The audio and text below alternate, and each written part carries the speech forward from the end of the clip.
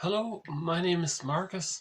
I'm the compiler of a collection of therapy quotes entitled 1001 Windmills of the Mind, a collection of quotes taken from what's called the psychodynamic or the psychoanalytic perspective, which long ago was called philosophical medicine.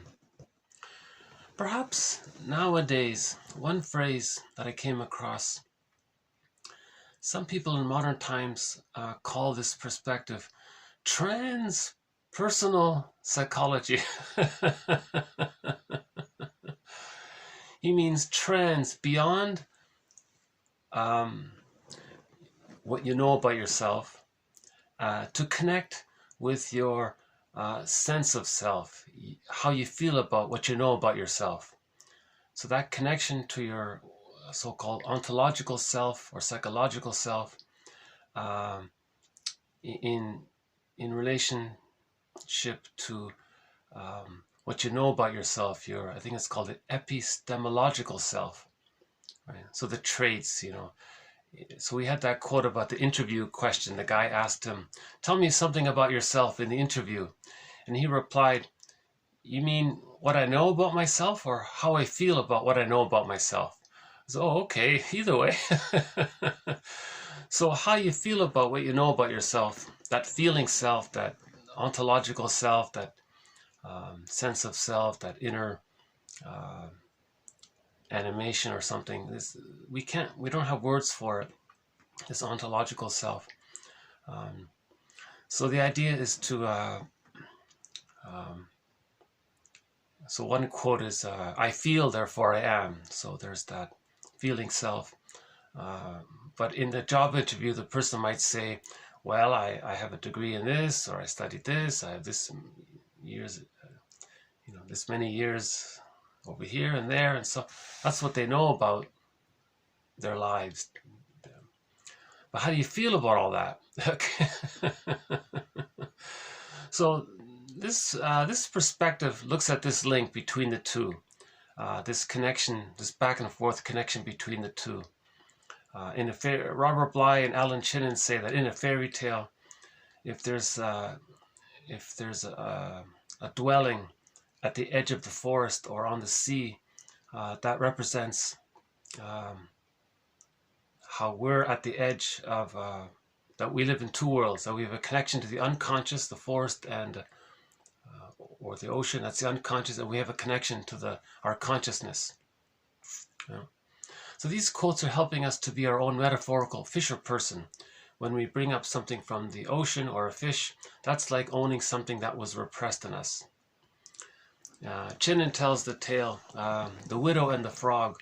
And the frog jumped up on this old widow's lap and spoke to her and said, "Please take care of me." And the old lady said, "Okay."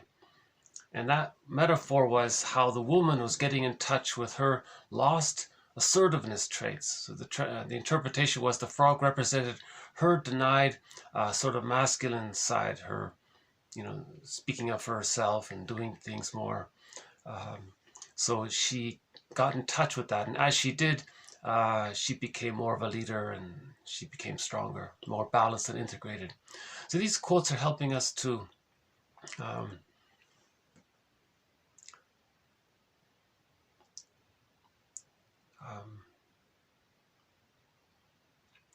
yeah, I got lost in thought there for a sec because I was deciding which way to. I think I got a little blocked there.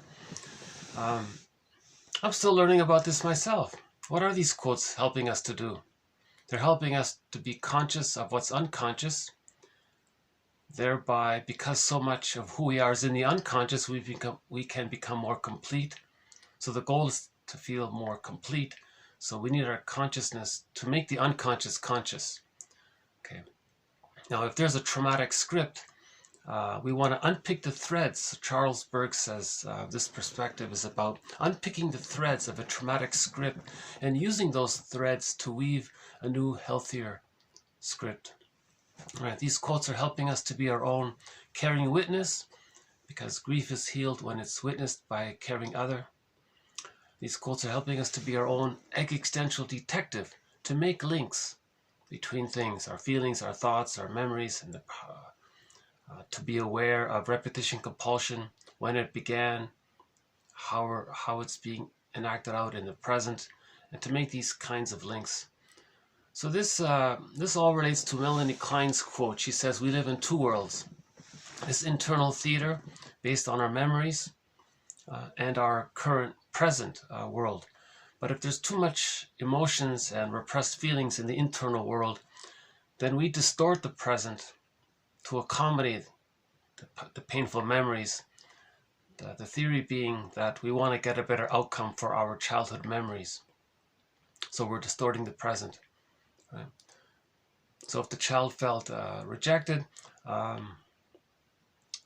they may identify with the aggressor and then reject others because they want to communicate that when they were a child they felt rejected. That's called a negative magic gesture. Right? So we have a thread in this series called identification with the aggressor. That's a desperate maneuver of the mind the baby makes when the mother is unavailable.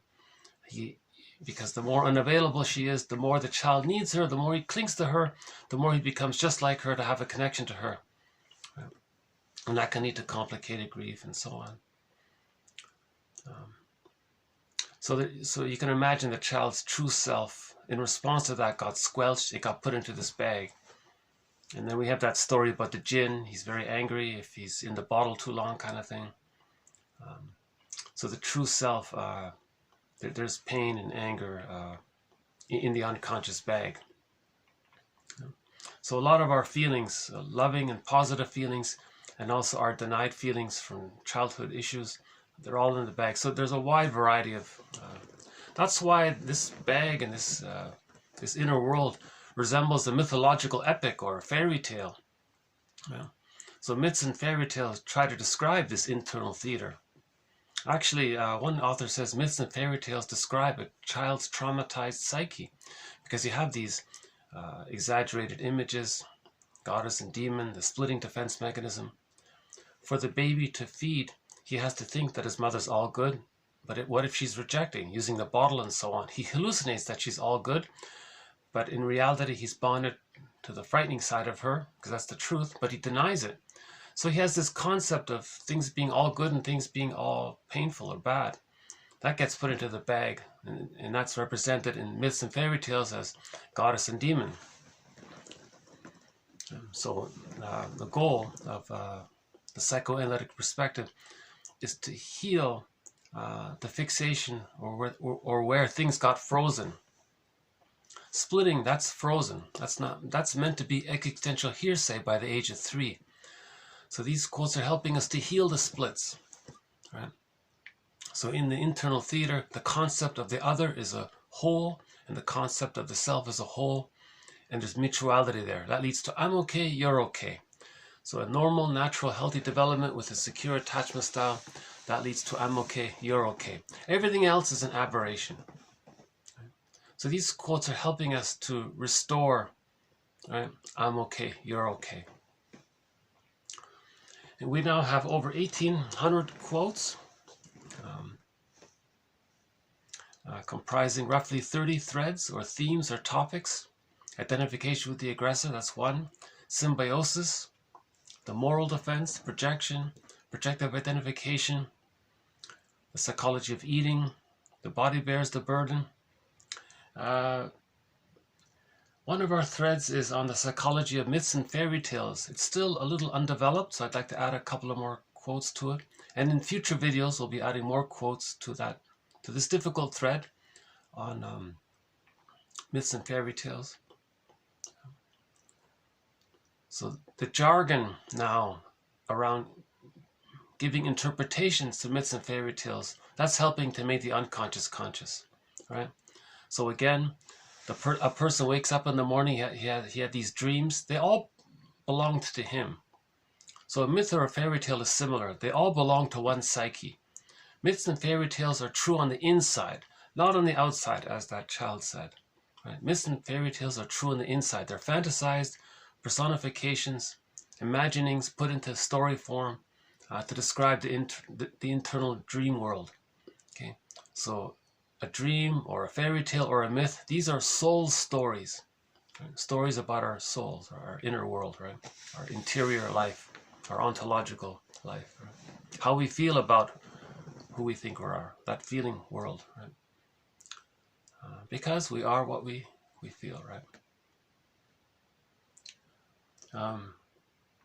Okay, so let's add a couple of quotes here. So up to date, we've done a couple of quotes on the story of Orestes. The metaphor there was he's separated from the mother.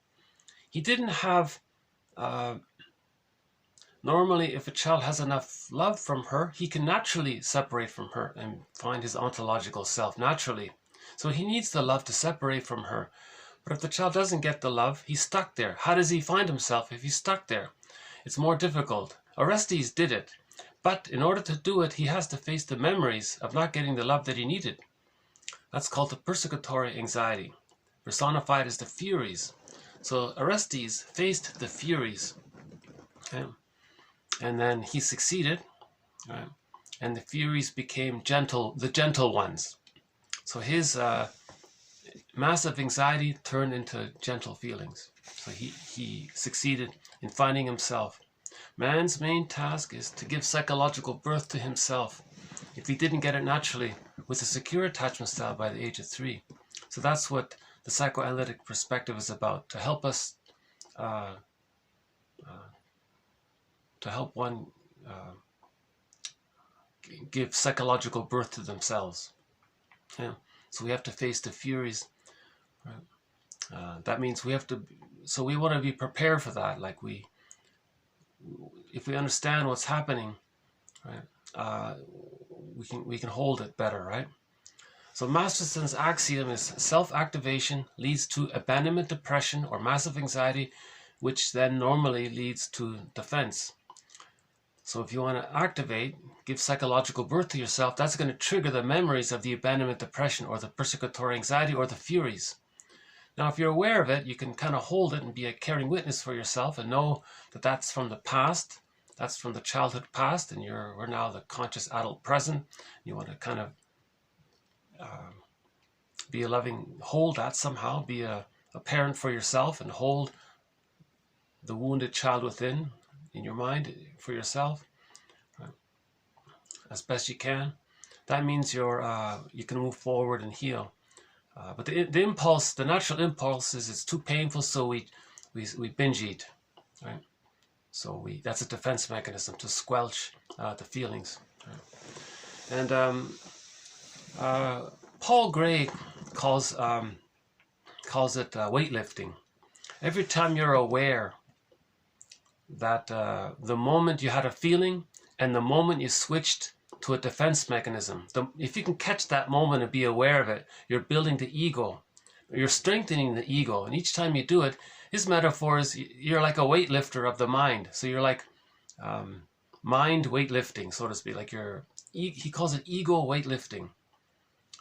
So just to notice, it's helpful just to notice it. Aha, a feeling came up from the bag, from my body somewhere, and I just noticed that I did something to distract myself. So I noticed that I just now distracted myself, you might say. And what was I feeling at that moment when I did so? And just to be aware of that little gap there, that slight little moment there. So one of the Golden Windmills of the Mind Award was issued to Paul Gray's book, Ego and Defense. The Ego and Its Defenses, a very good book. He talks about this process of just being mindful of the moment you squelch a feeling, and just the mindfulness of that. You're building your awareness, and then you can accept more feelings. That's the idea. Then you're reclaiming what you lost in child. That's the theory around it. So we did a couple of quotes on Orestes and the story of the Odyssey. We did Iron John's story. We recently did a video about the tale of the Maiden King by Woodman and Bly here. They adapted the story, the No, Iron John, that's the original one. Yeah? So yeah, so we did quotes from Iron John. The follow-up, the sequel, is Maiden King. And in this video, we'll do a quote from a follow-up to those two from this little book. So Robert Bly has 3 books of psychological interpretations of fairy tales. The Iron John, that's the one that started the men's movement. This sequel here, the Maiden King or the Maiden Tsar. This is just sort of a sample one, but he does mention another tale in here called The White Bear King Valamon. And so I'll just do a quote from that one. So these 3 books offer psychological interpretations of fairy tales. Now, Alan Chinen, he's done he's looked into this very thoughtfully, and he's a genuine scholar. He's read thousands of fairy tales, and he's what he did was he plucked out over 50 tales that help people at midlife. Yeah. So I think in a way, some of his tales and his explorations take things a little further even. Yeah. So another Golden Windmills of the Mind Award was issued to Alan Chinen's 4 books, Once Upon a Midlife, In the Ever After, Beyond the Hero, and Waking the World. Those 4 books discuss over 50 fairy tales, which he calls middle tales. Tales where the protagonist experienced a loss, and then what? He argues that with youth tales, it's about the transition from boy to man. And his tales focus on, okay, well, let's say you finished your career and your children have grown up and have left the coop. They're launched, he says. That's another loss. So he looks at that phenomena called middle tales for the second half of life. So his book is called Fairy Tales and the Second Half of Life. Okay? There's a lot of overlap between Chinen's tales and Robert Bly's tales. But the Chinen's tales, I think, shine a light more clearly on this issue of the second half of life, where Robert Bly's tales, I think, maybe cross both sides. They cover youth, the youthful side, and the middle-aged side. Okay, so why don't we begin? And we've done a few other quotes. So we'll add a couple of ones here, and in future videos we'll be adding a few more. So let's do the first one here. TQ 1854 from Caldwell. This one links as well to our thread on symbiosis. So keep that in mind with this quote. So symbiosis means, that's Margaret Mahler's metaphor, that when the baby's in the womb, he has a complete dependency on his mother. Fair enough. Now in the extended womb, from birth to 4 to 5 months, called the stage of social symbiosis. There's that symbiosis again. Okay. The stage of undifferentiation, the stage of fusion. The baby thinks that the mother is still still there to serve him. It's all about him. That the primary narcissism. And that's how it should be. It's meant to be an extended womb. That's called the stage of social symbiosis. So in myths and fairy tales, that's called the Garden of Eden. In the womb and in the post-womb for the first 5 months, that's the Garden of Eden. So keep that in mind with this next quote here, TQ 1854. Okay, symbiosis. A biological metaphor referring to the infant's attachment and dependence upon the mother and her complementary involvement with her child.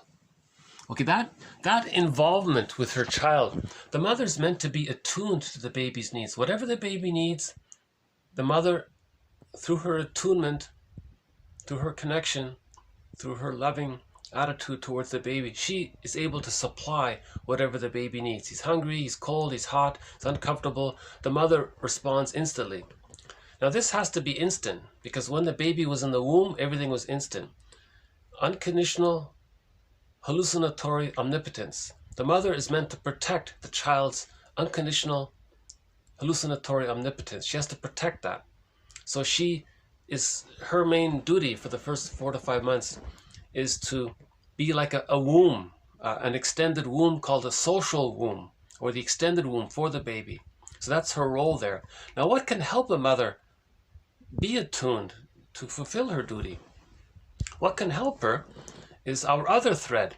At the moment of birth, the theory is, from that 1976 book, Mother and Infant Bonding, by Kennel and someone else, the mother produces all of these hormones to help the baby fuse with the mother.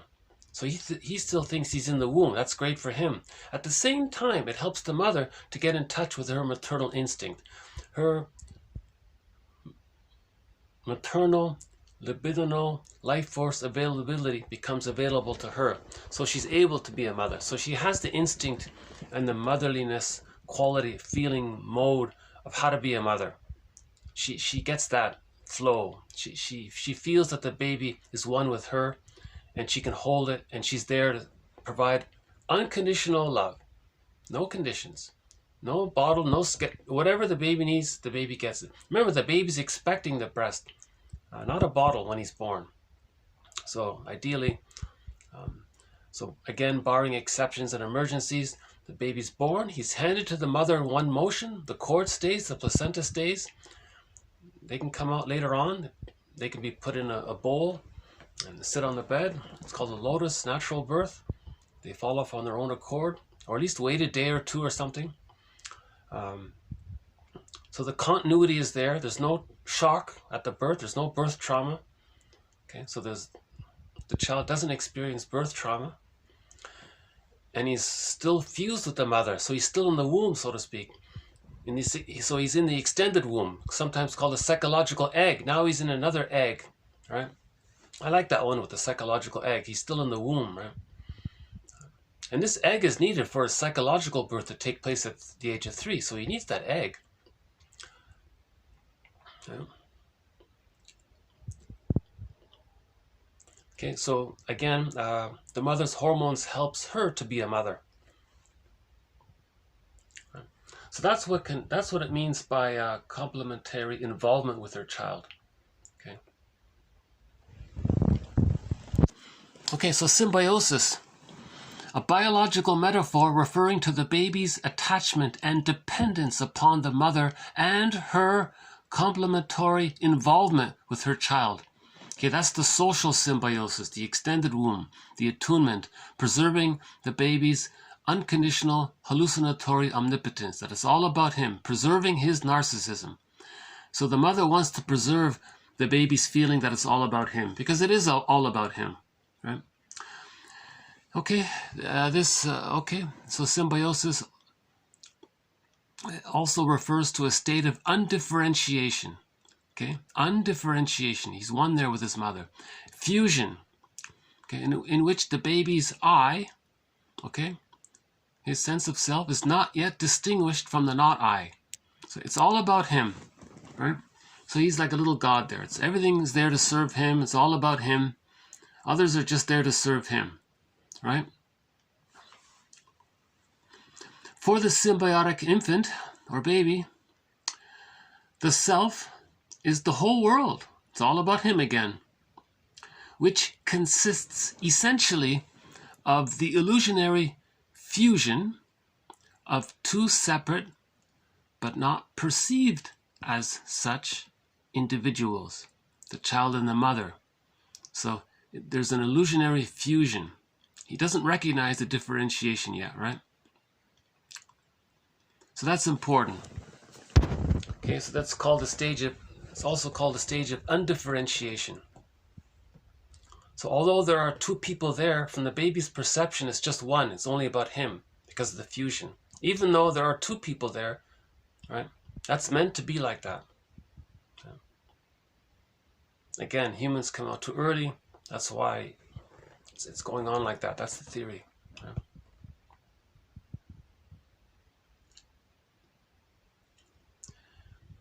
This is key because, so by the way, if a child doesn't get his symbiotic needs met from birth to 5 months, okay, let's back up a sec. Assuming he does get his needs met from birth to 5 months, then at the age of 5 months, somewhere between 3 and 7, Mahler says on average between 4 or 5 months, the baby begins to hatch out of that psychological egg. But this hatching out, the second hatching is gradual. Unlike the biological birth, the hatching took place in a couple of seconds. But the psychological birth, the hatching out is gradual. It takes 2.5 years until the age of 3. Now, if he doesn't get his egg needs met, if he doesn't get his Garden of Eden needs met, he's going to yearn for it and dream about it. It's okay. We all do it sometimes. We all feel stressed. We want to return there in our fantasies. But depending on the degree to which that's missing, that may influence how much he yearns for that kind of return to the Garden of Eden. Right? Okay, so a lot of romantic songs talk about that, return to the Garden of Eden, right? So, symbiotic memories. So he had memories during that time. Okay, so contrary to popular belief, babies have memories. It's called the implicit memory system. It goes into his brain somewhere, in the brainstem, the amygdala, in his old brain. The hippocampus comes online roughly at the age of 3, they say.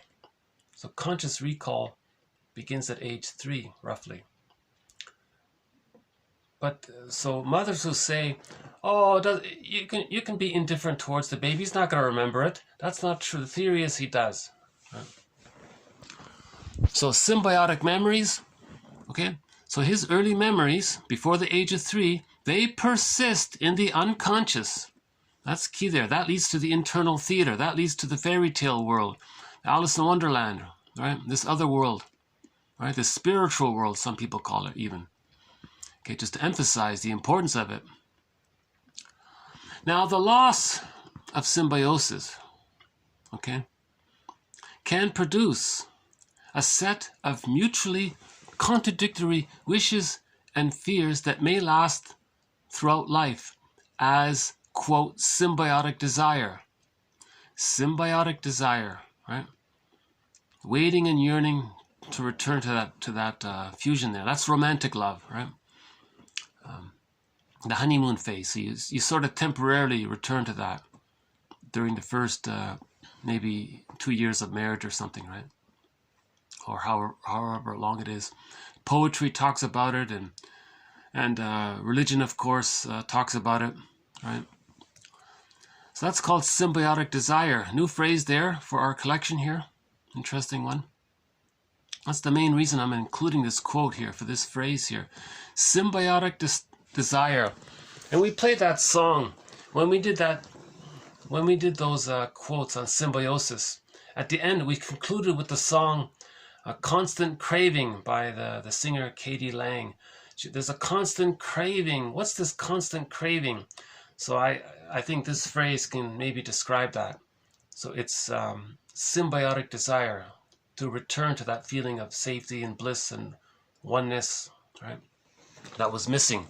Again, the loss of symbiosis can produce a set of mutually contradictory wishes. So you have a wish for fusion, but you fear it, right?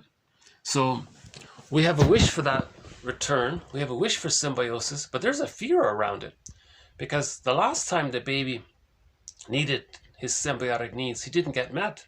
Now he wishes for it.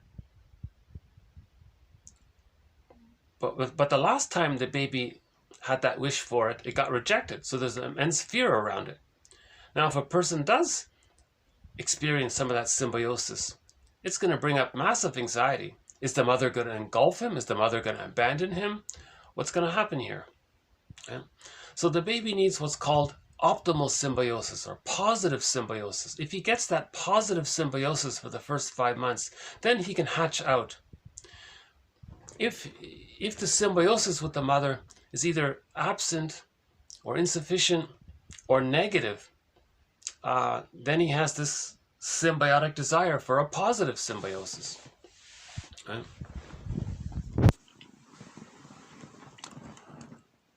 So, okay, so the unconscious memory of symbiosis persists. Okay, so this, okay, again, symbiotic memories persist in the unconscious. The loss of symbiosis can produce a set of mutually contradictory wishes and fears that may last throughout life as symbiotic desire or constant craving, constant longing. Right? Constant fantasies of the perfect ideal love and being in bliss with the perfect other and so on. The unconscious memory of symbiosis, okay, whatever happened during that time, persists, okay, as the prototype. Okay, the unconscious memory of positive symbiosis, so the time when the baby got positive symbiosis. Okay, so every baby experiences the Garden of Eden, even if it's only in the womb, right? Even if it's only in the womb. So every baby's going to have some of that, right? If it's okay. So the unconscious memory of positive symbiosis persists as the prototype of total gratification, quote, oceanic blissful oneness. Okay. So the baby in the womb experiences oceanic bliss, blissful oneness there. Now the goal of some, he calls it here mystical traditions or religions or whatever, somehow might be described as recovery of the symbiotic state. Okay, recovery of this, or merger into a cosmic whole, the original paradise. Okay. So because a lot of babies, because a lot of people, so the theory is, for 150,000 years, Homo sapiens got a secure attachment style. Right? So they developed, I'm okay, you're okay. There was no religion. They had songs, dance, and ritual to deal with anxiety and things, but that was pretty benign. But with the birth, the theory is, with the birth of agriculture, humans got a huge surge in serotonin, feeling of safety. So the brain habituated to this new level of serotonin. Again, when the person feels safe, the brain sends them the feel-good chemical, I'm safe. That's called serotonin. So humans got this massive surge in serotonin to their brains, and they got habituated to that. And then if there were weather problems, people panicked. And that was the birth of an economic model called pillage, because of the panic. It was just a confusion. People were not conscious of it. They just blindly panicked, I guess. That's the theory. So how do you pillage? So one theory was, well, you can't pillage if people think I'm okay, you're okay. That's the tolerant, mature, calm, humble, caring, affectionate, tender, loving personality that humans had for 150,000 years. They were gentle, they were kind, right? There are still glimpses of it, they say, in some protected indigenous tribes that were not affected. The temperament is calm and gentle and caring. It's pretty much gone, unfortunately, but there are reports of it. But people panicked. They said, well, we can't pillage if people are so nice to each other. How do we get people to pillage? Well, we have to get rid of this tolerant personality of I'm okay, you're okay, and we have to manufacture a prejudiced personality. Now, how do you manufacture the prejudiced personality? Right? So the theory is they suffered the children. When the babies were born, they removed them from the mother. So, and then later when the mother was returned, when the baby was returned to the mother, her hormones that she produced, remember, that helps her to become a mother, got dissipated. So now the baby felt rejected, unloved. Now if the baby feels rejected, not in all cases, but in a high number of cases, the baby's going to feel a kind of visceral rejection because of that long separation. So when the baby felt rejected, he felt that he was no good and mother was good. So although the mother, he should think that he's good and the mother's no good for not holding him when he was born. But he has to lie to himself for the attachment. So he says that she's fake okay and he's not okay. Now with identification with the aggressor, he adopts this fake she's okay for himself, then he thinks that he's okay. Now what about himself? Now his true self got repressed. When something's repressed, it's then seen outward. It's called projection. Okay? To preserve the repression, people say, well, it's outside. That's how you make yourself think it's not inside if you say it's outside. So blaming is projection usually. So projection, by the way, is the means of bringing repressed material to consciousness. Projection is the mirror to show you what's repressed. So from the baby's point of view, the mother was okay and he was not okay. He adopts her attitude. He then thinks that he's okay and others are not okay. Now when he says others are not okay, he means himself projected outwardly, seen onto others. So that's the prejudiced personality, that he's okay and others are not okay. That's the birth of the prejudiced personality. When he's forced to identify with the painful rejecting mother and to think that that's who he is. And his unloved self, okay, is then seen onto others. Now, what the psyche does, the psyche seeks healing. So he's going to want to hurt others or put down others because he wants to communicate what his mother did to him. So one theory is he's saying to the mother in the mind, look, mother in the mind, you see this peaceful, safe, innocent other out there and how I'm negative towards them? Well, that's what you did to me and I didn't like it and I'm showing you through my behavior. Okay? So through his behavior, he's trying to show and demonstrate to his mother in the mind what the mother did to him. So that leads, that's this mess, this confusion. There's a positive intention, but the result is he's hurting others with the unconscious intention of trying to show his mother that he didn't like, that she rejected him. So he rejects others to show her that. So he's adopted this fake I'm okay and others are not okay attitude. Now he's stuck there. That's a trauma. If he's not aware of it. Okay. So the purpose of religion is to preserve the repression, to preserve the ignorance. Because if you preserve the repression and the ignorance, you're preserving the prejudiced personality. Now he's stuck with the I'm okay, you're not okay. That's the us-them mentality. Now with that, the person feels that others can do all the labor and they can, right? And that's the pillage system is based on that. So poverty's man-made. That's what they say, right? And religion creates poverty. Right? Religion is a tool for the pillage system because religion promotes the repression. With the repression, the person is not conscious. If he's not conscious, he's in the repetition compulsion of putting down others to communicate that his mother put him down. He doesn't actually want to genuinely put the other person down, but he's just so enraged at his mother not loving him and giving him his symbiotic needs that he wants to show her what she did to him.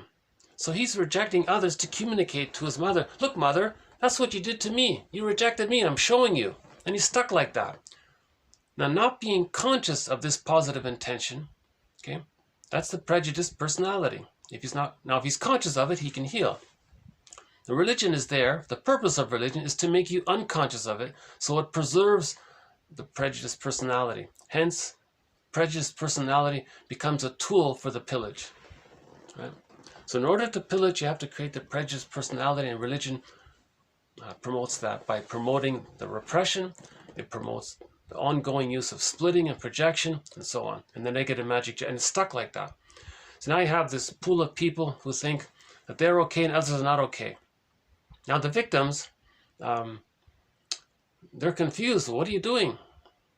We're okay and you're okay. Why do you think that you're not okay? And what's going on here? So they're wounded, and then they're handed the same religion for the rescue fantasy that someday they're going to reunite with the symbiosis. So they fantasize beautiful heavenly creature in the sky, let's say, and they're going to be one with that. So they're regressing, because under stress we regress, so they're going to regress to the babyhood fantasy of being safe with the mother. So religion gives you the fantasy of the safety of when you were in the womb, or the safety of when you were held in your mother's arms or at her breast, whenever you felt safe. So religion promotes, that's what they give to the victims, right? The fantasy of you're safe, everything's okay. But the prejudiced personality people, they're stuck with the narcissistic pattern. The victims are stuck with what's called the codependent pattern. They still have this hope that one day things will get better. Now, some of them may develop the prejudiced personality. Some of the victims may cross over and, so to speak, and identify with the aggressor. But usually the victims nobody wants to do that. Only very severe trauma causes that, right?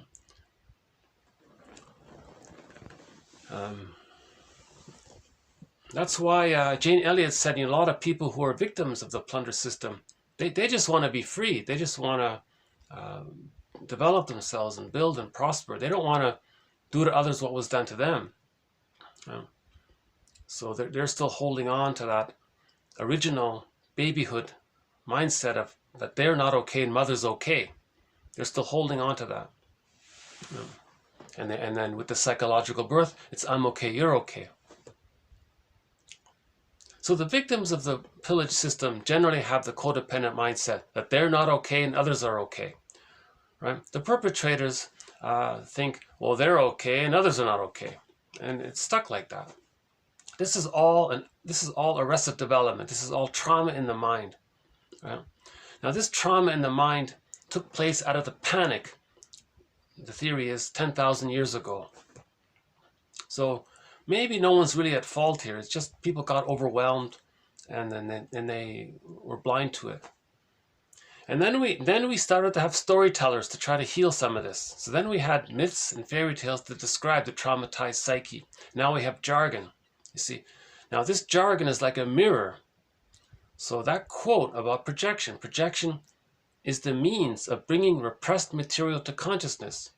Okay, this is like a mirror. Laughlin calls it a mirror defense. Projection is a defense mechanism. You blame others. So that's how you take away not feeling the persecutory anxiety of the furies of being unloved. That's a defense mechanism. At the same time, you're creating this mirror.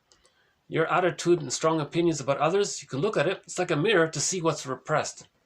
So these quotes are like mirrors. So we could call this collection 1001 mirrors to look at, because we're trying to heal. So the moral revolution is to heal ourselves. The moral revolution, okay? I regard it as sort of a continuation of the self-awareness revolution, right? The mythopoetic movement, or the consciousness raising revolution, whatever you want to call it. So I think Wilson calls it the moral revolution, right? I think it's sort of an extension of the self-awareness revolution, because if we're aware of these things, okay, we can become adults again. So we were adults for 150,000 years. Then we became squabbling siblings. Bly has a book called Sibling Society. So for 10,000 years, we've been squabbling siblings. He says, interesting book. But now we can heal ourselves. Now we can, because if we keep arguing all that, obviously, right? We don't need to elaborate on. We can't pillage endlessly, right? So we have to stop and say, wait a minute, what are we doing here? Let's look in the mirror. Let's step back and understand ourselves. That's why Socrates said, know thyself, and philosophers before Socrates have been saying the same thing. Ehotope, is that his name? Someone said the first psychotherapist was Ehotope from Africa. He talked about how we lived in two worlds. Then we have in East Asia and all around Asia, there were philosophers that talked about this as well. So it's been around, So there are healing efforts continuously. So these quotes are just a humble contribution to it. But the quotes in themselves, I think, are strong. Right? Although my presentation may be limited based on my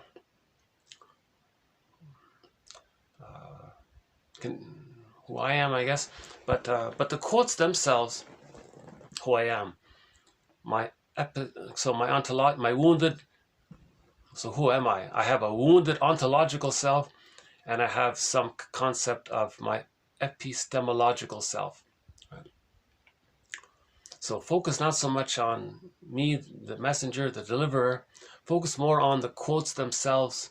And like Robert Bly says, you decide which quotes resonate with you at that time, and then Robert Bly always says it's like a cycle. You're gonna revisit these quotes around and around again. He said he wrote a book of poems about his parents to forgive them, and then a decade later he wrote some more poems, and then he did it again and again. It's like a cycle. Now, to some degree, this collection of quotes, these 30 threads, I'm also revisiting these threads back and forth. Right? So let's go back to our cycling process here.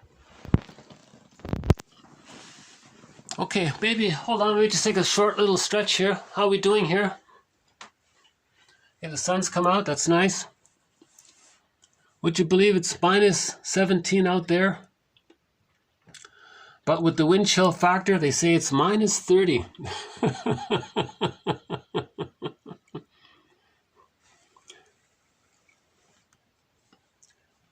So far, this is, oh, there's the moon already, eh? Wow. Yeah. So this is our coldest days so far. Hopefully, it'll be the coldest, but...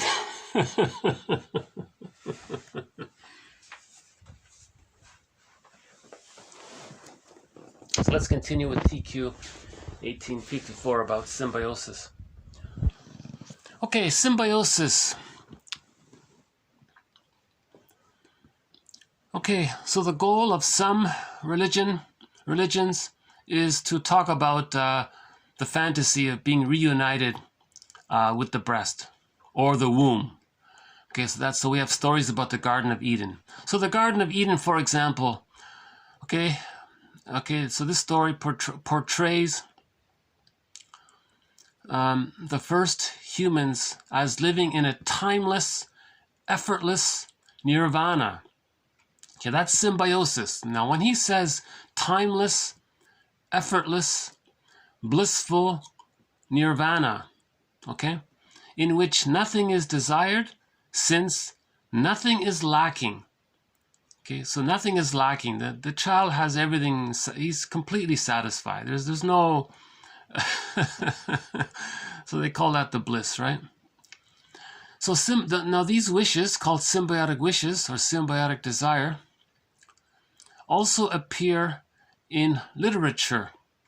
Okay, so we have this in literature from antiquity to the present. Okay, so because of the pillage, right? Because of the trauma, we now create these fantasies about returning to it.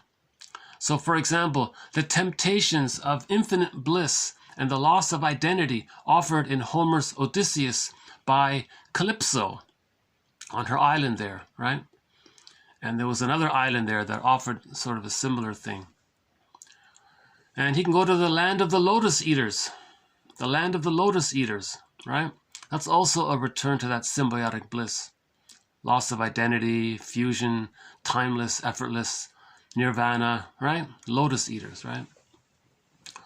In other stories, we have this magical island of Avalon. Okay, it's the same idea with the Kalypso's island there. Or another, instead of an island, we can have some idyllic, we can have poetry about beautiful gardens. Same idea. Or in some modern times, this guy Shelley has these long poems about people who search for impossible happiness. Okay, constant craving. So that's like that song, Constant Craving. In modern times, we speak of loved ones as something good to eat, sweetie, honey, and in so doing, we express both the strength and the infantile basis of our feelings. So unconsciously, these terms of endearment stem from the unconscious symbiotic wishes or desires.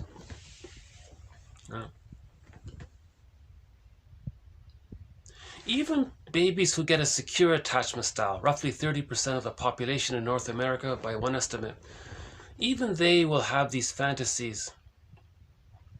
But I'm willing to guess that those marriages where each partner thinks, I'm okay, you're okay, I'm not so sure they're more likely to use those kinds of phrases with each other. But people in more with insecure attachment styles, holding on to that fantasy, they might use those terms with each other more often, right? They might say, "Oh, baby," right? They want a similar idea, return to that babyhood bliss. That's another phrase.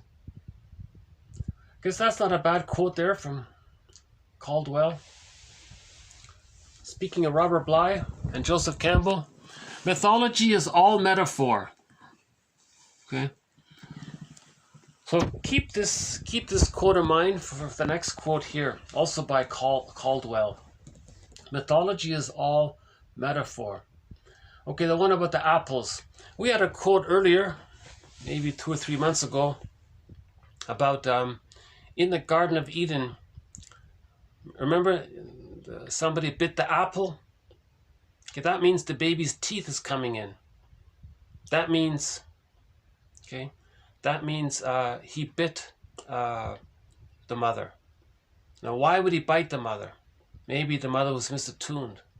She was doing it wrong, so the baby was angry. So when he got his teeth, he bit the mother. Now, maybe the mother, out of fear, panicked and stopped breastfeeding because the baby was so angry. That's a double insult, isn't it, right? The baby's expressing his anger, and then he's being punished for it. So that's being expelled from the Garden of Eden. The baby was expelled from the fusion oneness prematurely. He was prematurely ejected out of the symbiotic egg.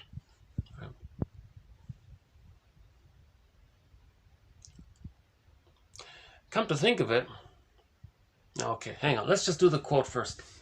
Okay, so again, we're talking about metaphor here. So again, mythology is all metaphor. Okay, so apples. Okay, so remember the story about in the Garden of Eden, biting the apple? So apples represents, the breasts, right? Or the nipple or the breasts, whichever one, take your pick. So let's just say the breasts. Okay, it's round, it's sweet, it's nourishing. But more generally, apples represent the maternal and nurturant role that a woman undertakes in marriage as well. Okay, so now in marriage, the women, they become mothers, they're nurturing, they take care of the family. That's sort of similar there. So that's why, as wedding gifts, people give golden apples. Okay, so again, the maternal symbolism is verified linguistically in the use of apple. Okay, in Greek, the word apple means malon. So, as for example, Malonus, some guy named Malonus, that's somebody's name based on Apple, I guess, Mr. Apple, I guess, took a glance at naked Helen's apples and threw down his sword, right? So that's just from some kind of ancient story. So the Greek word malokos, so coming from apple, literally means apple holder. So the Greek word for brassiere or bra is apple holder. You translate it into English, it's apple holder. So bra means apple holding the apples. That's bra. So that, again, he's talking about the link there in the symbolism.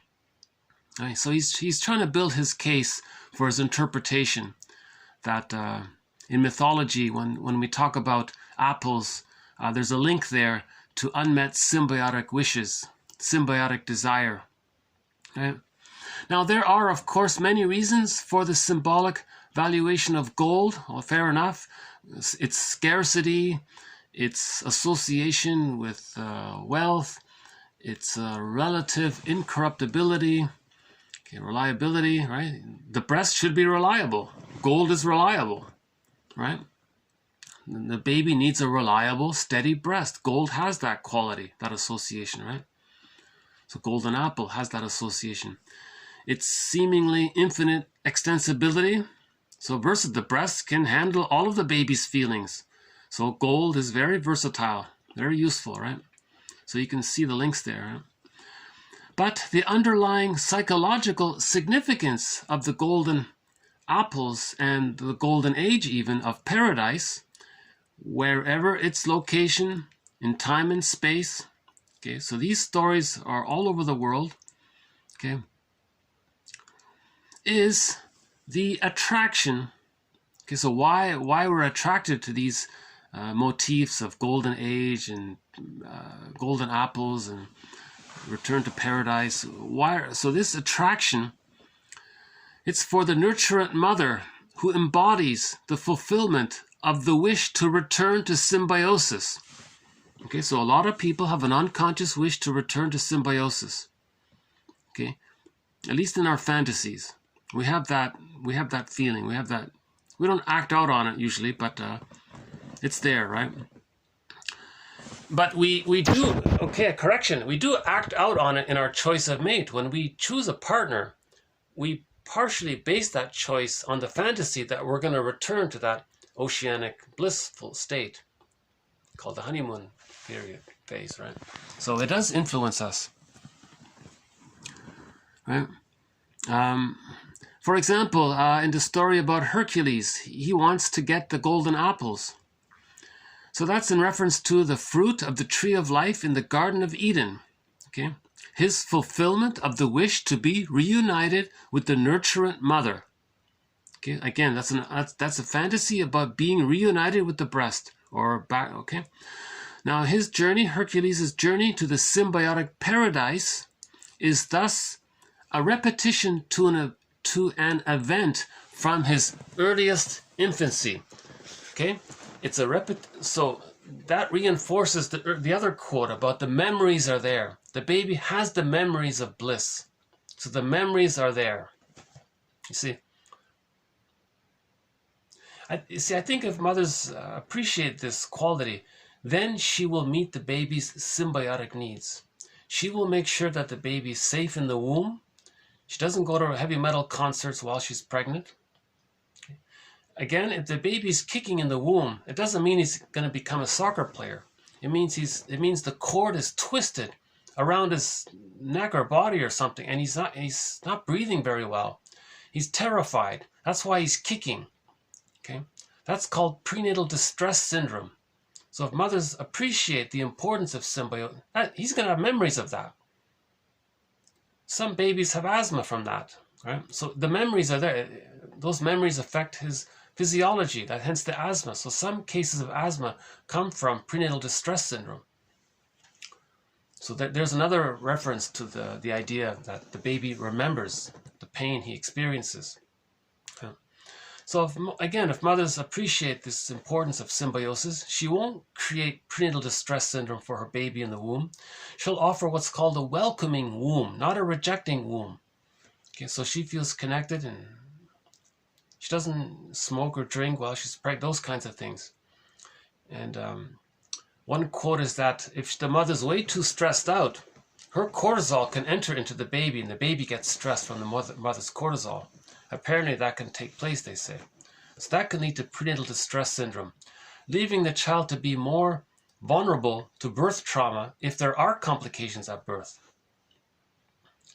So you want the baby to be as strong as possible for that huge event at birth. You want him to be as strong and healthy as possible to get through that channel and get through that transition, right? If he's already weak and there are complications at birth trauma, at the birth time, that can lead to birth trauma. If that's the case, the mother has to do a near perfect job to heal all that for the first 4 to 5 months. But it can be done, so she can do it in the extended womb, because things are still flexible there. The mother can heal birth trauma if she's good enough. Yeah. So let's say there's no prenatal distress syndrome. Let's say there's no birth trauma. Yeah. But let's say from birth to 5 months, the child didn't get the completion of his symbiotic needs. He has memories of that. Then he has fantasies in one form or another of returning to that place where he can get those needs met. So one quote is, he's actually returning to whenever it was he felt bliss, even if the only time he felt that bliss was in the womb, right? So apples link to breasts.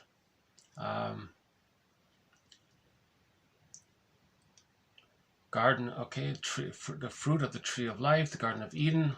So that's the mothers, the garden. You see? So again, these are all metaphors, right?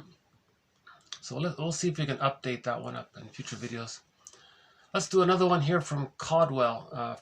From Caldwell about projection. Okay, this one's on projection.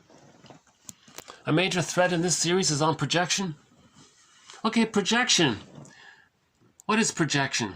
Projection is the attribution of unpleasant internal contents, internal memories or wishes or emotions or feelings or motivations or desires, symbiotic desire, whatever's unconscious, whatever he doesn't know about himself. Okay? Projection is the attribution of unpleasant material, internal psychic material, whatever that is, onto some external source or agency. Again, projection is the attribution of unpleasant internal wishes, feelings, etc., onto some external agency. For example, in mythological stories, we have these oracles. Oracles in myths appear to be the means of relaying to the protagonist something about their unconscious fantasies. Okay?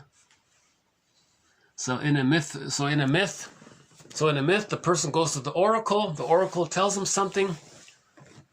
That's the storyteller's way of talking about his unconscious wishes or fantasies. So it's a projection. He projected his unconscious material onto this magic, whatever it is, called an oracle. Okay, it's a projection. You can do it onto anybody. You can do it to a cloud even. You know, what is the cloud telling you?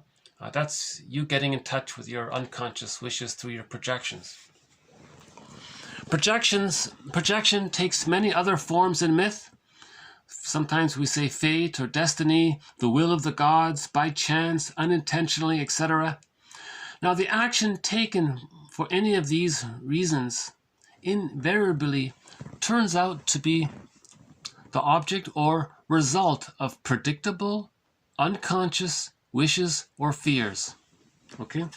Predictable, unconscious wishes or fears.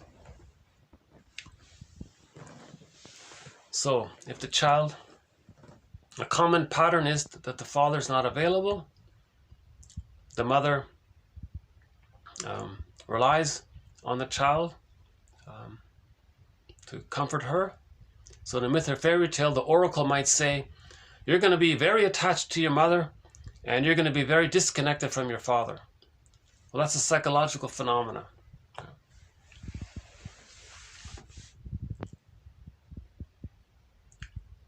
So the main idea here, let's consider the link that when we hear about an oracle in a mythological story, that's trying to tell us about, that's like a mirror to tell us about our unconscious fears. So projection onto whatever, to some external agency. So the oracle, whatever it is, the wise, you name it, whatever it is, that external agency Could be a person often. Projection onto the external agency is a means of bringing repressed, unknown, unconscious, unpleasant material to awareness.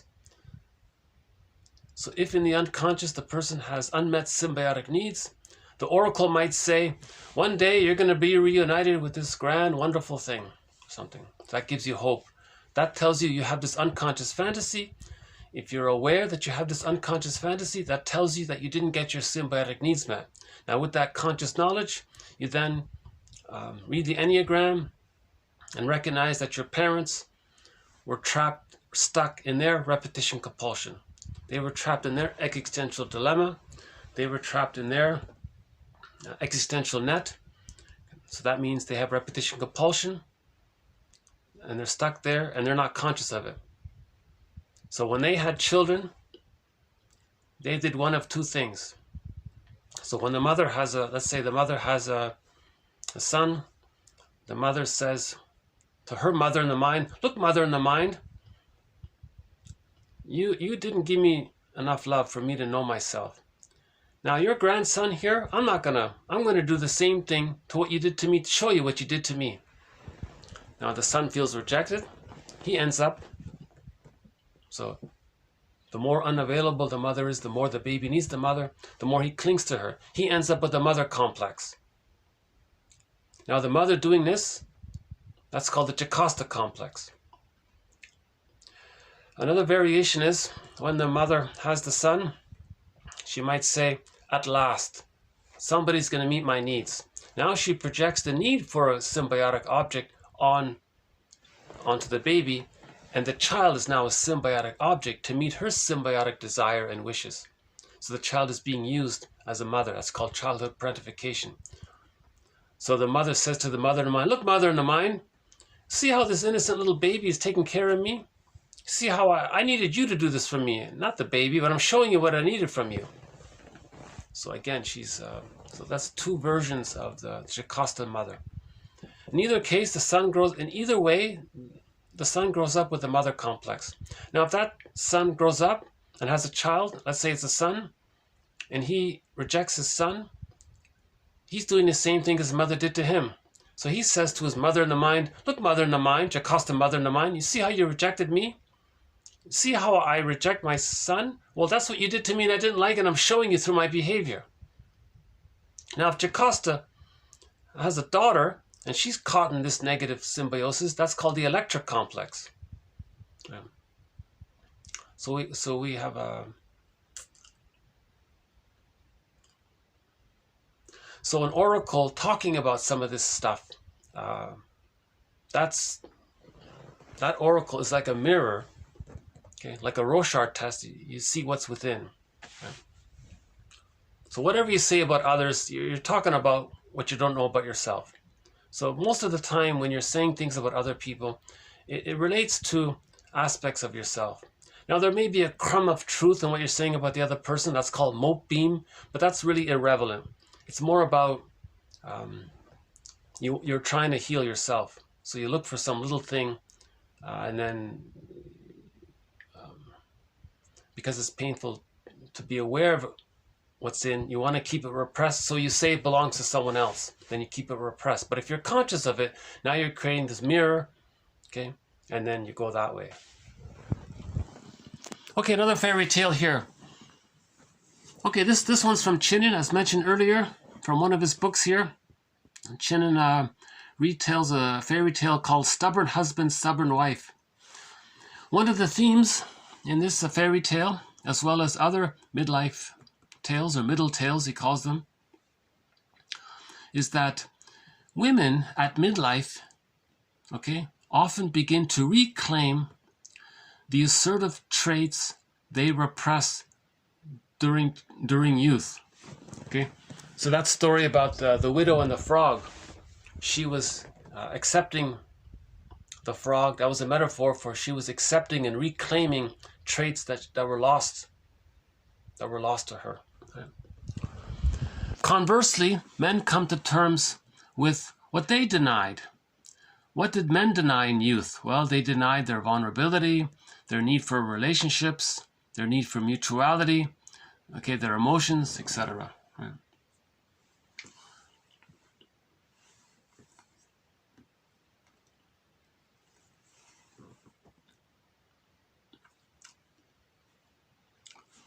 So that's not a bad interpretation, because it gives men and women some understanding in midlife. Maybe men can support women because now they want to become a little more active, assertive, because they lost that when they were young. Now maybe women can understand men if they're going to be more into art or whatever, more in touch with their feelings. Maybe they want to have a conversation. So maybe early in the marriage, the wife said, "Let's talk." The man said, "I'm busy." And then at midlife, it flips. The man says, "Hey, I want to talk." "Oh my God, no, I'm busy now." So it flips. That's what he means. That this seems to be a common phenomena with a lot of marriages. So like Burglar says, if this does take place, run to the nearest therapist. Or read Alan Chinnon's books. Okay, the next one here. Okay, back to Robert Bly's fairy tale about the white polar bear king of Avalon from Norway. So a famous fairy tale in Norway apparently is this fairy tale about the white bear. Okay, a man reading this fairy tale called the White Bear King of Avalon will immediately welcome the idea that the Bear King is inside him. Okay, so the Bear King is inside him. That's his ontological self, his psychological completeness. Sometimes they put a capital S for it. That's your fullness of your ontological self. So a person that's transpersonal psychology, to get in touch with his ontological self. So in a myth, that's the Bear King inside him. So yes, he likes that. But he may be disturbed if he has to agree that the energy of the queen of the boar tusks is a part of him as well. Okay. Now he has to recognize the inner critic, all of his memories of not being loved. That morphs into an image of the queen of the boar tusks. So an aggressive, basically a bull or something, right? With tusks, dangerous. So in the fairy tale, it talks about this issue. That's a great tale. You know, come to think, honestly speaking, Robert Bly started with Iron John or Iron Hans. He followed up with The Maiden King. But this third one, I think maybe he was at his best. This one called The White Bear King of Avalon. And apparently they did a TV show, a 6-episode TV series. I looked it up. It was on TV Ontario for 6 sessions. It's not available, unfortunately. But I think there's an audio rendition of it by Marion Woodman and Robert Bly. So they teamed up, those two. So the two that teamed up for this book, okay, they did a great job when they teamed up for this tale. And these two teamed up again for the audio, and if you can find it, for the TV show version of this tale, The White King Bear of Avalon. And he discusses it, and he discusses it here in this book as well, in his third book. Okay, I thought, so we'll do one more quote here. This one I thought we'd try to end up on a lighter note. Let's see, hold on. I just saw a bird fly by, let's see. Where's the bird? Oh, okay.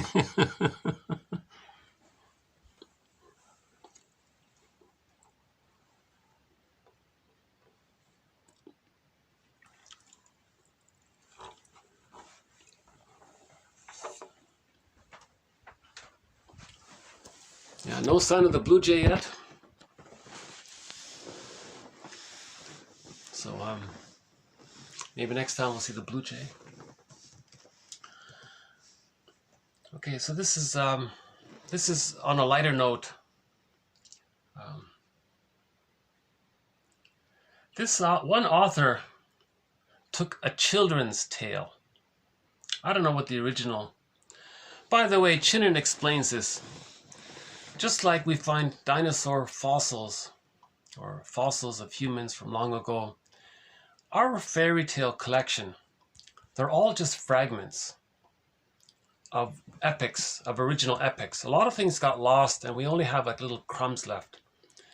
And then when people retold the stories, they could only save a part of it. They couldn't memorize all of it. So a lot of it got lost.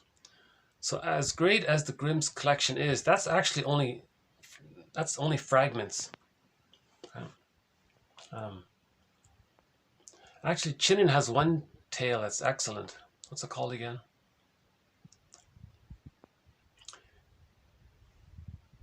I'll have to look it up. The one about the jinn, the genie one. He thinks that's maybe close to what the original tales were like. And you can really feel the difference if you read that one.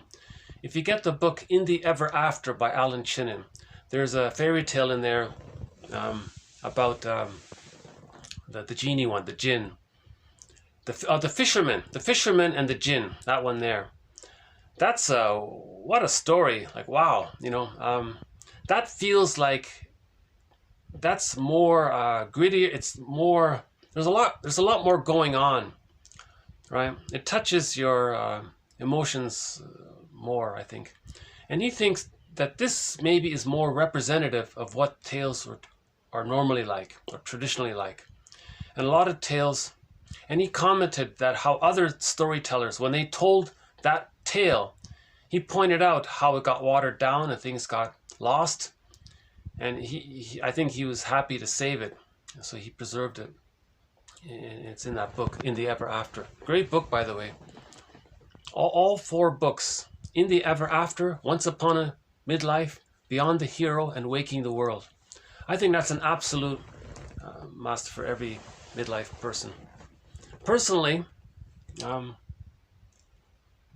I think in high school, every week, high school students should study one of those stories.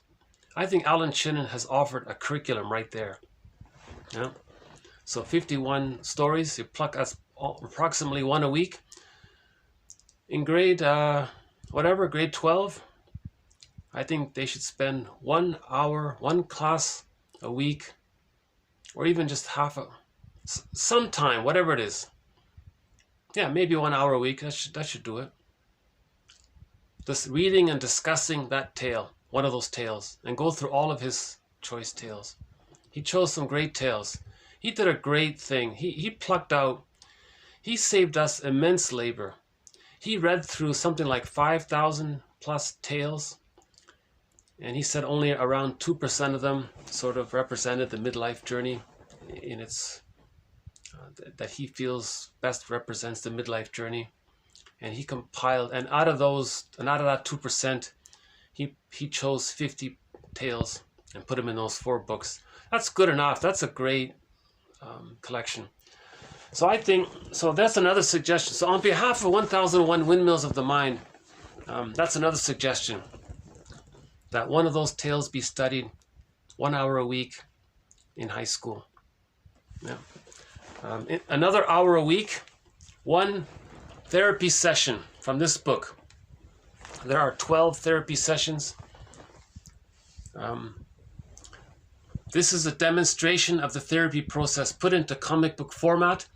There are 4 therapy sessions with Freddie, 3 with Ellen, that's her there, and 5 with Mark. Okay, this is not some frivolous thing. This is actually part of the emotional hygiene movement, mental hygiene movement of the 50s. To teach people about the unconscious. So yes, it's dramatized, it's entertaining, but not to the point where they lost the lesson. So I'm thinking,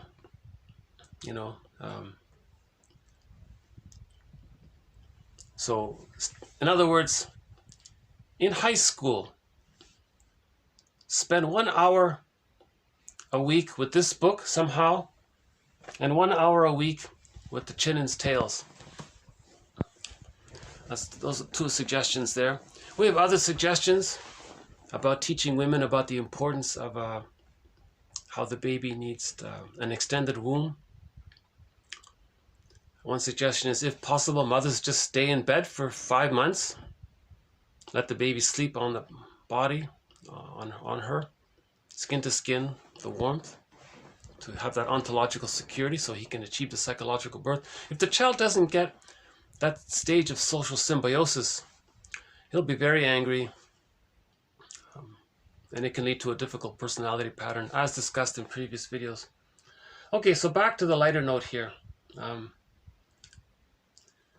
Somebody took a children's story and adopted it as a means of creating a metaphor. So here it is here. Okay, so the 3 little pigs.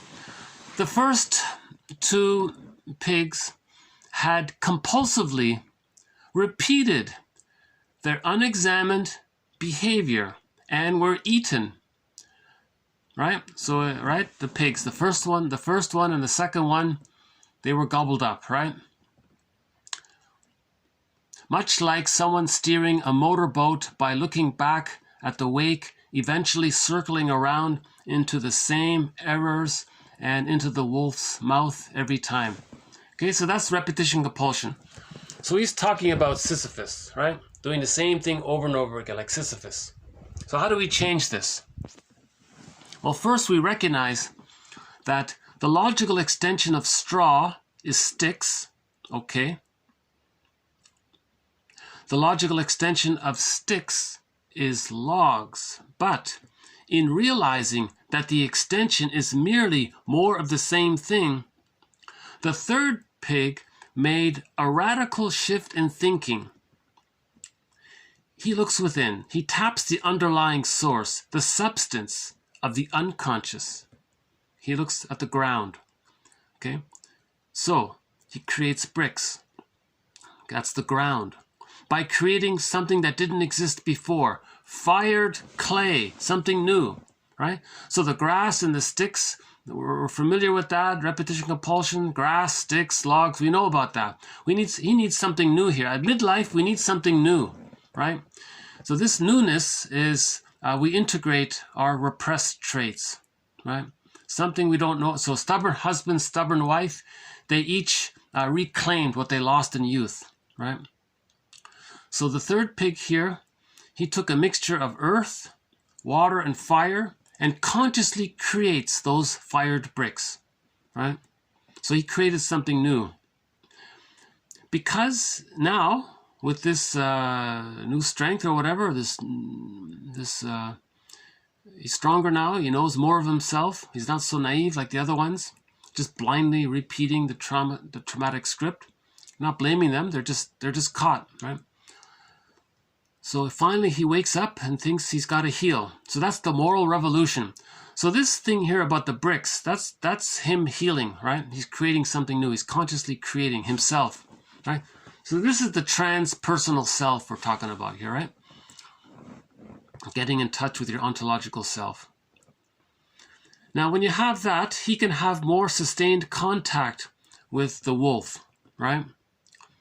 Now he's having a dialogue with the wolf, right?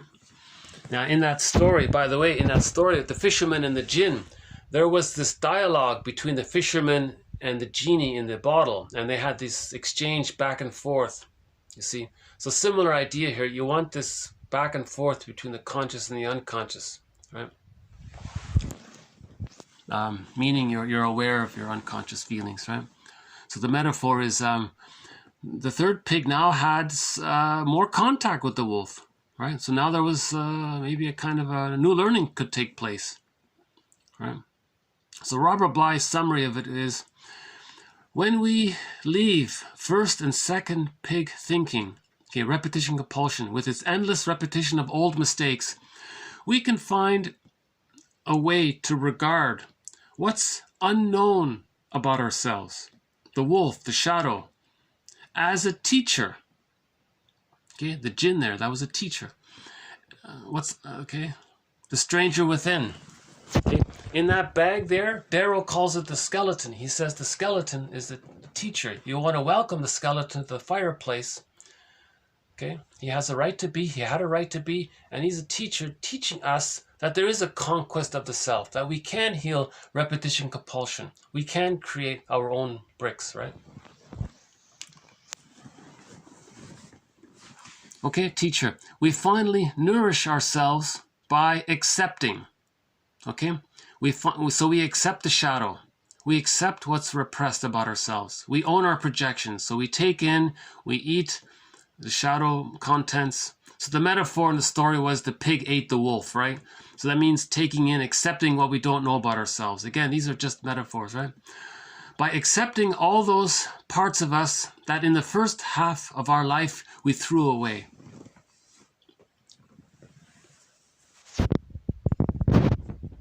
Because we're scared, we threw away our feelings because we were scared. We were so traumatized, we can't accept it, right?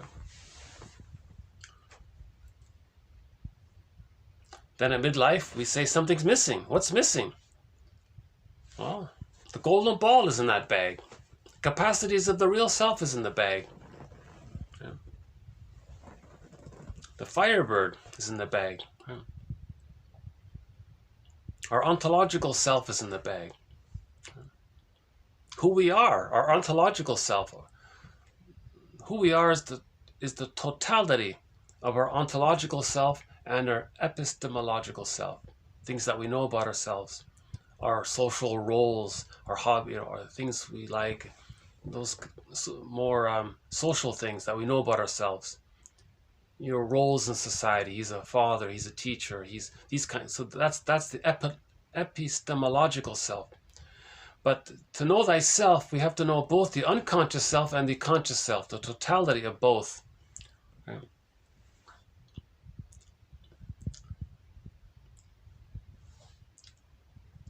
Okay, so maybe I'll just start to leave it here then. So I'll play a song from the Odyssey. Another Golden Windmills of the Mind Award was issued to the film The Odyssey, starring Armand Assante. That's, to my mind, the best and really only film version of the Odyssey, the one with Armand Assante in it. In particular, parts 2 and parts 3. So here's a song from the soundtrack of that film called Calypso.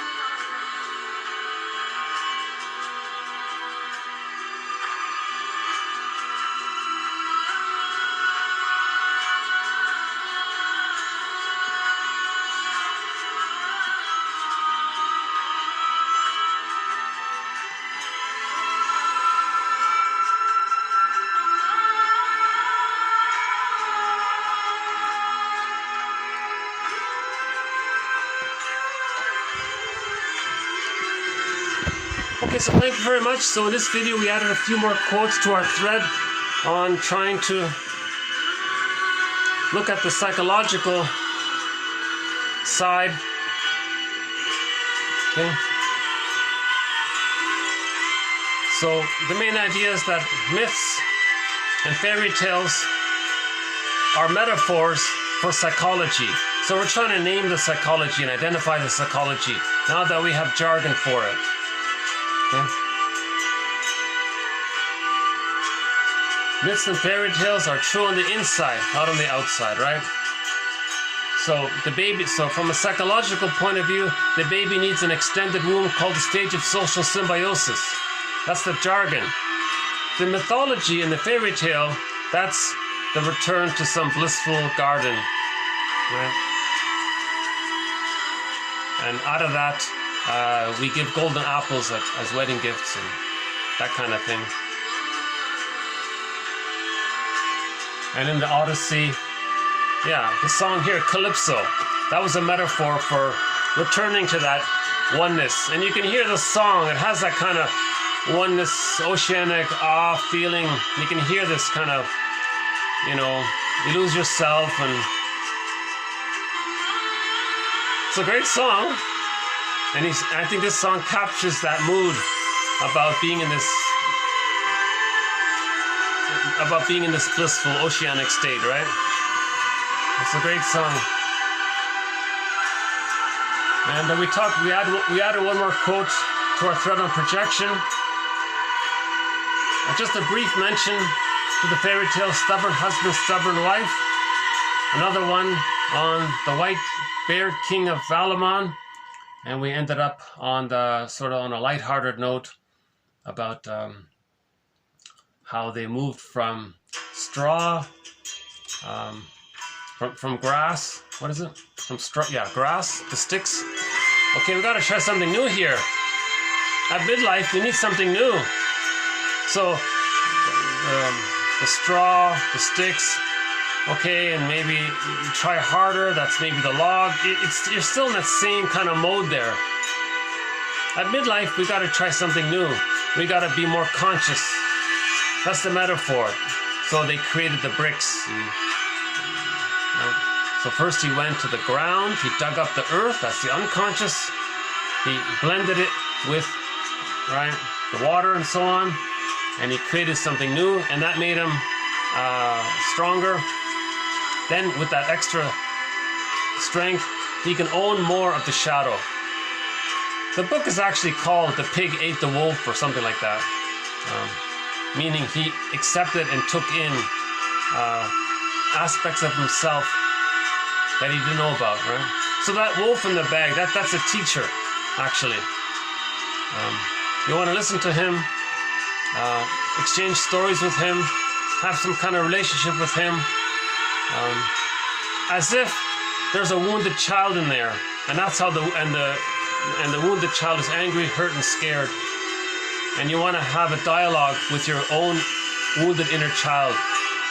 So a very common self-help exercise is to find a photo of yourself as a child, and have a talk with him, and tell him that now you're going to take care of him and be his friend. Right?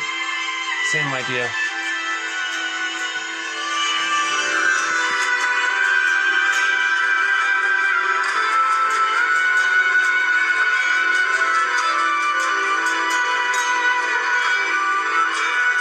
And there's Odysseus, resisting the temptation to regress, right? So in a way, the siren there, it's similar to Calypso saying, oh, just regress, don't find your ontological self, just stick with the straw and the sticks, don't make bricks, don't make a brick house for yourself. Just stay in the repetition compulsion. Just remain a mama's boy. You don't have to find yourself. It's too difficult. So Odysseus, he tied himself to the mast, or he put wax in his ears to resist the temptation to regress. Okay? So he's a role model for the moral revolution, right? The moral revolution. We want to heal ourselves. So he's trying to heal himself, and this voice on the siren is saying, "Oh, it's too difficult." Well, I agree, it's difficult, but this is my heart's desire to heal.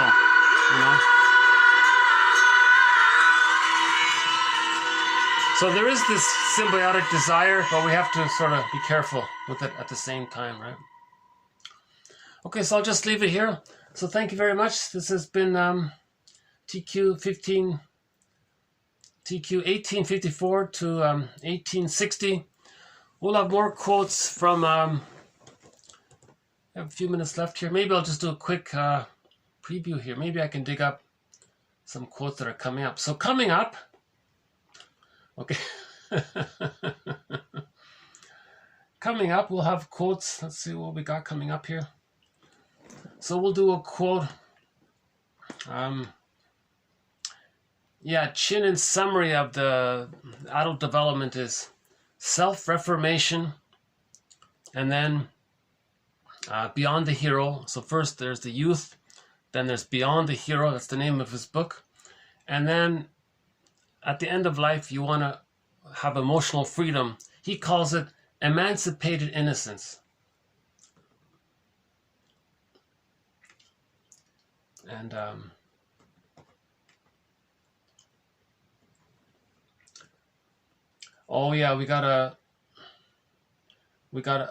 Chinnin has a very good symbol of the self. We'll have that one coming up. Okay, I like this quote here about the dragon. He says here, in the mythology of East Asia, the dragon is one of the most beneficent creatures, the ruler of the zodiac and the symbol of the creative spirit. So that reminds me, the symbol of the creative spirit. I think we have a picture in here. Is it this book? It's either in this book or in some other one. Hold on a sec. Was it in here? In one of these art books, we had a nice picture of the dragon here. See if I can find it. Oh, there it is there. Yeah, let's see. Can you see it? So that's a symbol of the creative spirit. Okay? That's a metaphor or symbol of the creative spirit. Right? Our ontological self. So I like that one. So he's a helpful. So that means creativity, in other words. So when we find our true self. So our creativity's in the bag, right? We got a quote here from okay. Well, speaking about Asian philosophy, here's a good quote. Okay, Confucius. Okay, so Confucius wrote, at the age of 15, I set my heart upon learning. At 30, I established myself. At 40, I no longer had perplexities. Okay, so that's the youth there, right? Now at 50, okay, he did the midlife audit. He calls that the mandate of heaven. Okay, so that's what we're talking about here. Getting in touch with your ontological self, your feeling self, right? Once you do that, then at 60, I was at ease with whatever I heard. So he owned everything that he disowned in childhood. At 70, I could follow my heart's desire, right? So now he had that emancipated innocence, right? So he was sort of so he became an elder, right? Now the teachings of Confucius, for example, that one there, over 2,000 years ago, still apply to human development today. Okay, so for example, another example is the tale of Parzival echoes the teachings of Confucius. And another one there by Manu, similar story, I think. Don't know that one there. The return to spiritual concerns in the second half of life may be recognized as a universal, quote, drive toward generativity. Generativity. See, elders are generative, you see. Generativity. Erickson felt that if an individual failed to develop generativity or self-integrity, okay, then there would be, he doesn't develop, right? Then he's sort of stuck, right? So he's trapped in, the quote, the search for glory. Karen Horney's term there. Given the inevitability of personal losses with aging, this egocentrism is self-defeating. Okay? So he's not accepting adult development. So children development, and there's adult development. So Chinnin is an expert in what's called adult development. So development continues, whereby in the later years the person is an elder. That's adult development. If a person doesn't end up as an elder, one author says the world needs more elders. You know, he's emphasizing adult development. We need more adult development, right? And that's Robert Bly's point as well in that book, Sibling Society, right? So the elder is generative. He's giving and serving. And Chinen gives some examples of some people who were successful in the first half of life, and they spent the last third of their life, or the last portion of their life, serving and building and helping others, right? Serving others. Yeah, we've got some good quotes from Chinen coming up. Chinen's got a very Chinen's got a very good quote about splitting, so we'll include that in the future video, right? Self-reformation is a task and a virtue. Self-reformation is a task and a virtue of the second half of life. Oh yeah, we got a quote. Chinen tells a story about magic towel, I think it's called. He says this is the antidote to the Dorian story. In the Dorian story, he ignored the mirror there. He rejected his soul. He didn't want to face it. He saw it and he rejected it. So that's sort of a negative, one way to go. The antidote is in the story about the towel, the magic towel. The woman, she had this magic towel. When she used it and looked in the mirror, she saw, like Dorian, that she was getting uglier. And that was a wake-up call, and she changed her ways and she became an elder. So in that story with the magic towel, the person saw the truth about the inner world that needs healing, and she became an elder. But in that Dorian one, he ignored it and he became sort of a unsavory person, right? Unsavory. What else? So Middle Tales address the psychology of the post-parental period after children have been reared and launched. Middle Tales remind parents of their own unfinished psychological business. Yeah. See, that's a good quote from Chinen. Very underappreciated, Alan Chinen. I discovered his books a while ago, and I thought that they're great. And I just now revisited, and I realized, oh yeah, this is much better than my first time around. That's Robert Bly's meaning about the cycles. Each time you cycle around, you appreciate things more. Okay, and we have a couple of more quotes coming up as well.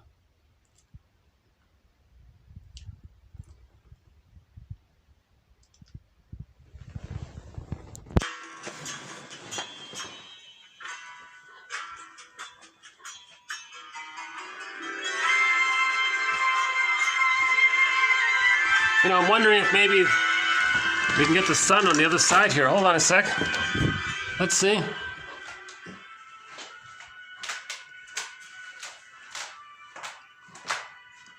Oh, maybe can't really see it.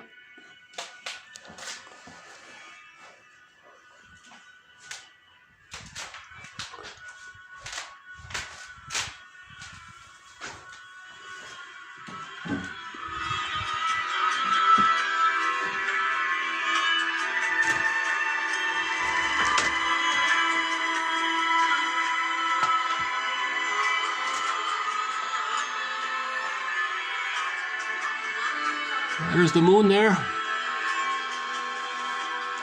There's a crow. Okay.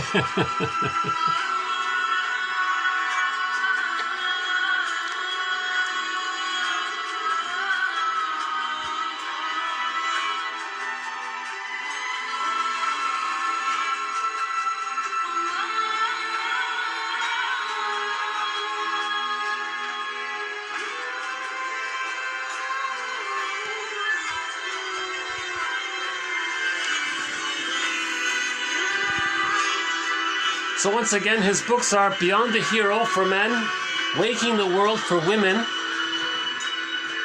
Once Upon a Midlife for men and women, and In the Ever After also for men and women.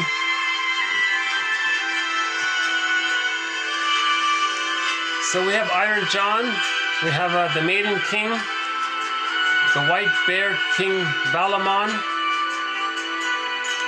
Robert Bly tells a few other stories as well. Plus we have the 50 Tales by Chinin. Plus we have the story of Orestes, the Odyssey. So we're building to our thread on the psychology of myths and fairy tales. They describe the endopsychic structure, the internal theater which we're trying to heal. We're trying to heal this. We're trying to heal our memories. That's the one quick summary of it all. We're trying to heal the inner child. We're trying to heal our memories. So this building consciousness, these psychological jargon terms, give caring witness to our inner child. So we want that's self-reclamation. Right? And then what we lost in childhood is now comes back to us. That's the theory. Right? So Joseph Campbell calls this the hero's journey. It's for everyone. Everyone has this journey. It's roughly 20 years, on average from 40 to 60. 20 years.